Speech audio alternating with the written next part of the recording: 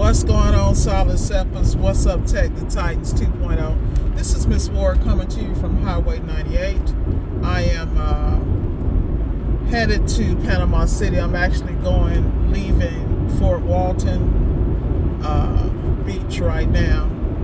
And I want to have a conversation regarding the quality of work in the industry. Let me tell you what kills me. See, it's one time when you blame it on people who don't have training and they come in and do a sloppy ass job, but when they've been doing this for 15, 20 years and they've been patching blank all day life, it's a whole nother level. I just had one of my techs reach out to me in Savannah. He's working on a Samsung microwave, and he's sending me pictures of the condition of the magnetron and the terminal ends for the magnetron and things of that nature. And he's saying that customer said they had a certain issue previously when another servicer was there, a few months back. And I explained to the tech, I said, that's because they patch stuff. I said, they go and put a piece that they think is broken in. And anyone that understands systems, microwaves can kill you. So all this, throw a fuse in, do this, do that. A blown fuse is a sign of something else. You should be looking at everything.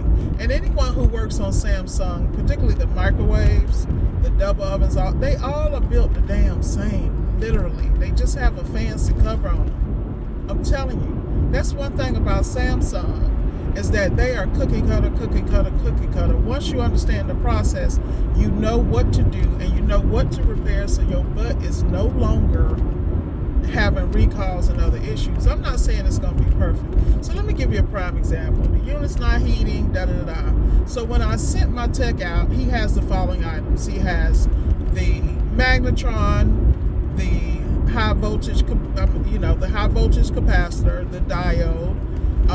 He even has the noise filter, because I think on this one it's soldered to the fuse, some drama. But he also has the latch board with all three switches, which come as one unit. Now, why would you not bring it back to factory specs and charge accordingly? People are like, well, it's more than... I said, let me explain something to you. There's nothing worth more than my reputation. I'm not with it. I don't understand. And if you're not going to do it, tell them to buy a new one. Just stop tripping. I don't understand. I just went behind another tech on a GE, and I was so pissed because I knew this guy. And I know that he's got loads more experience than me. And for him to go in there and just shove a fan in there, the boot's not installed properly, just slow, and then he had the nerve to break the evap cover, which is a common thing, man, but just charge accordingly and replace what needs to be replaced. I don't understand. I just do not understand. And for the life of me, I will never understand people who call themselves technicians and that do half-ass work. If you don't want to work on it, just don't work on it. That's all I'm saying. Just don't work on it. Don't leave it for the rest of us to clean up, and then we gotta patch the relationship with the customer because you done made the industry look like muck. You know what I mean? Come on. And I'm not saying I'm perfect. That's what I'm trying to tell y'all. I know this from going from one level to the next level to the next level to the next level. There's a certain amount of accountability, self-respect you have to have for yourself when you're doing these repairs. Y'all kill me out here playing tech and playing business people. You need to go work for somebody, go and see how that work for you. Now, if they just as sloppy as you, then y'all will get along. You'll never make money. You'll never get any promotions. You'll never get any real commission-based money. I don't understand. For the life of me in America, I do not understand why people... Let me tell you something. Something I tell my apprentices when they're working with me, that's one thing, because I catch myself slipping. I catch myself trying to be slick every now and then. And every time I get bit in the ass. And so I tell them, I said, see, look, I said, there are no shortcuts. Just when you think you got a window, you don't. So stick with what you know. Remind yourself of the lessons of the past and move forward with pride and with your chest out. And if it's over your head and you can't do it, just be honest about it and walk away. Or you're not familiar, just walk away. But don't be guessing and wasting time. Now, there are times I go do a job that I might not be comfortable with, but I'm forcing myself to get my skill set up. But I know what I'm doing. Like, I know what's going on. And if I get deep and can't get out, then I own that and deal with that. But I balance the long-term effects of my choices. And I think so many people are short-sighted and they really don't have a clue about life or anything. And they wonder why they're struggling. Out here scuggling. You scuggling. You ain't struggling, you scuggling. Literally. Stop struggling. And stop doing, what's my favorite phrase, y'all? Self-induced adversity. You did it. You did it. And you keep doing it over and over again. I don't understand. And that's why, when I went behind somebody I know, I say, you know what? I give you no more game. It's over. Because the game I'm giving you is useless. And I'm not even going to throw pearl before swine. So if you know who you are, and if you don't in 2024, you will. I do not waste my time with people on that BS. Don't let me hook you up and then you go do sloppy work on my hookup. Like, really? I've seen that a couple of times. Actually, more than once in 2023.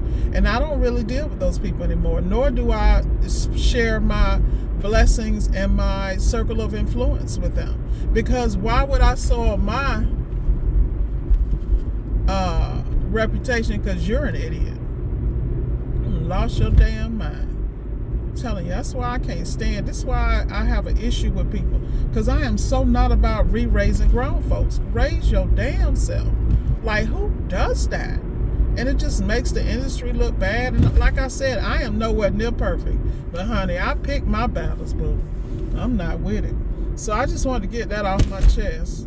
I don't know what's going on with this one, man. I have to watch it when I'm in some of these areas because this is the wild, wild west. I mean, it was so funny because I was talking to this property manager, and it was so funny because we were having a conversation. I was telling him about an issue I was having with my vehicle, one of my vehicles that's being repaired in an auto body shop, and how long it's taking. I said, luckily I have alternative resources and I can just, I said, but people who really need their transportation and who's scuggling, I was like, oh no.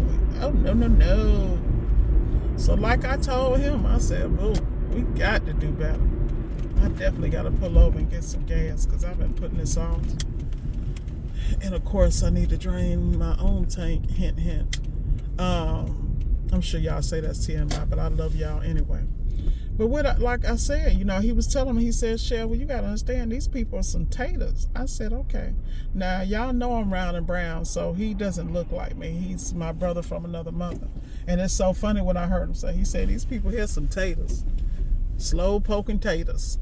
I said, you trying to tell me the banjo's still playing? And he said, absolutely.